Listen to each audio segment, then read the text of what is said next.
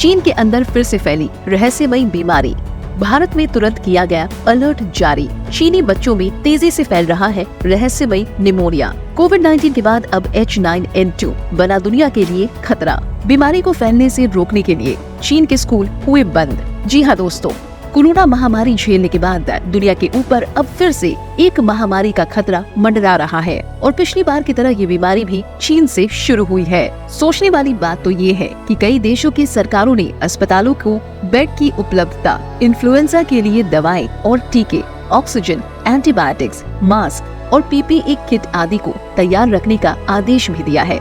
साथियों, चीन में इस समय हालात बहुत ज्यादा खराब है क्योंकि डॉक्टर अभी तक इस बीमारी को ठीक से समझ नहीं पाए हैं और इसके लगभग 7,000 केस रोजाना सामने आ रहे हैं। चीनी सरकार ने बीमारी फैलने के खतरे को देखते हुए तुरंत गाइडलाइन जारी कर दी है। यहाँ तक कि चीन के स्कूलों को भी अनिश्चित काल के लिए बंद कर दिया गया है। इस बीमारी को कोई रहस्यमय निमोनिया कहकर बुला रहा है तो कोई H9N2। यहाँ तक कि इसके बारे में खबर मिलते ही WHO भी अलर्ट हो गया है और उसकी तरफ से पूरी दुनिया, खास तौर दक्षिण एशिया देशों के लिए स्पेशल गाइडलाइन जारी कर दिए गए हैं। इतना ही नहीं, इस मामले की गंभीरता को समझते हुए हमारे देश के हेल्थ मिनिस्टर ने सभी राज्यों को एडवाइजरी जारी कर दी है। हेल्थ मिनिस्ट्री की तरफ से बताया गया है कि ये मामला कितना गंभीर है और इससे बचने के लिए क्या कदम उठाने चाहिए। तो चीन से फैल रही ये रहस्यमय बीमारी आखिर क्या है और इसके लक्षण क्या है? भारत के लोगों को इससे कितना खतरा है? इस बीमारी से बचने के लिए हमें क्या करना चाहिए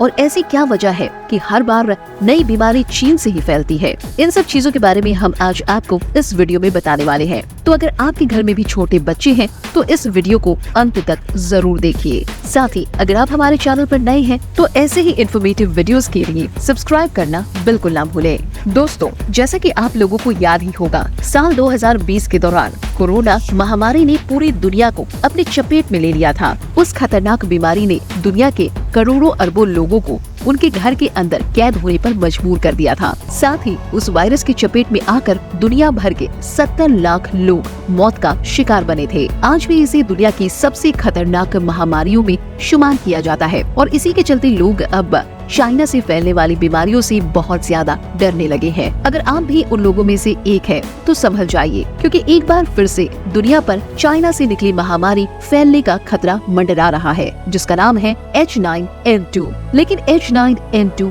है क्या और ये किस तरह से बच्चों को अपना शिकार बना रहा है? आइए इसके बारे में विस्तार में जानते हैं। असल में दोस्तों, बीते काफी दिनों से चीन के उत्तर पूर्वी इलाके में स्थित लियाओनिंग प्रांत के बच्चों में एक अलग किस्म का निमोनिया फैलने की शिकायत सुनने को मिल रही थी। जैसा कि आप में से काफी लोग जानते ही होंगे, नॉर्मल निमोनिया में मरीज को बलगम या बिना बलगम वाली खांसी, बुखार, ठंड लगना और सांस लेने में दिक्कत, ये सब परेशानियां होती है और यही इस बीमारी के लक्षण होते हैं। लेकिन लियाओनिंग प्रांत के बच्चों को जो निमोनिया हो रहा था उसमें उन्हें खांसी के लक्षण बिल्कुल नहीं थे, बल्कि उन्हें तेज बुखार हो रहा था और फेफड़ों में सूजन की भी शिकायत थी। इस सूजन की वजह से बच्चों के फेफड़ों में दर्द और सांस लेने में भी दिक्कत हो रही थी और इसी के चलते काफी सारे बच्चे अपनी जान भी गंवा चुके थे। अब शुरुआत में किसी ने इसको इतना सीरियसली नहीं लिया और सभी को लगा कि ये सर्दी के साथ आने वाला नॉर्मल निमोनिया है जो हर साल बच्चों को अपना शिकार बना लेता है। लेकिन लोगों की इसी लापरवाही की वजह से बच्चों में ये दिक्कत बढ़ती चली गई और देखते ही देखते इस नई बीमारी से पीड़ित बच्चों की संख्या हजारों में पहुंच गई। इस समय हाल इतना बुरा है कि पूरे हॉस्पिटल इसी बीमारी से पीड़ित बच्चों से भरे हुए हैं। एक रिपोर्ट कहता है कि चीन में हर रोज इस बीमारी से 1200 नए मामले सामने आ रहे हैं। वहीं एक दूसरी रिपोर्ट का दावा है कि प्रतिदिन संक्रमित होने वाले बच्चों की गिनती 7,000 के ऊपर है। वैसे मामले की गंभीरता का अंदाजा इस बात से भी लगाया जा सकता है कि ये बीमारी फैलने के डर से चीन में स्कूल को बंद कर दिया गया है और इससे ये भी पता चलता है कि ये बीमारी संक्रामक है, यानी बच्चों में एक दूसरे से फैल रही है। और यही सबसे बड़ी चिंता की बात है क्योंकि बीमारी का संक्रमण होना इस बात का खुला संकेत है कि ये चाइना के अलावा दूसरे देशों में भी फैल सकती है। यही कारण है कि इसको लेकर भारत में भी अलर्ट जारी कर दिया है। दरअसल भारत की हेल्थ मिनिस्ट्री की तरफ से अलग अलग राज्य सरकारों को इस बीमारी से सतर्क रहने की सलाह दी गई है। एक एडवाइजरी में कहा गया है कि अस्पतालों में बेड और स्टाफ की कमी न हो, सभी जरूरी दवाएं और एंटीबायोटिक्स का स्टॉक मेंटेन रहे, अस्पतालों में ऑक्सीजन सिलेंडर पर्याप्त मात्रा में मौजूद रहे, ऑक्सीजन प्लांट और वेंटिलेटर वगैरह ठीक तरह से काम कर रहे हों और सभी हॉस्पिटलों में PPE किट और टेस्टिंग किट उपलब्ध रहे। इस एडवाइजरी को जारी करने का कारण ये है कि चीन में फैल रही इस बीमारी का सबसे ज्यादा खतरा दक्षिण एशियाई देशों को है, जिसमें भारत का नाम भी शामिल है। और क्योंकि चाइना से निकली बीमारियां कितनी घातक हो सकती है, ये पूरी दुनिया कोविड के समय देख ही चुका है, तो ऐसे में भारत इस बार किसी भी तरह की ढील नहीं करना चाहता। और इंडिया की हेल्थ मिनिस्ट्री को तो छोड़िए, खुद WHO ने भी इस बीमारी को लेकर चिंता जताई है। दरअसल WHO की तरफ से एक प्रेस कॉन्फ्रेंस करके इस बीमारी, इससे जुड़े मामले और लक्षण पर कड़ी निगरानी रखने के लिए कहा गया है। साथ ही उनके द्वारा इस नए वायरस से जुड़ी कुछ गाइडलाइंस भी जारी की गई है, जिसमें लोगों को सावधान रहने की सलाह दी गई है। इस गाइडलाइन के मुताबिक लोगों को अपने घरों और अपने आसपास के इलाकों में साफ सफाई का खास ध्यान रखने के लिए कहा गया है। साथ ही शरीर में इस बीमारी से जुड़े कोई भी लक्षण दिखने पर तुरंत डॉक्टर से संपर्क करने की भी सलाह दी गई है।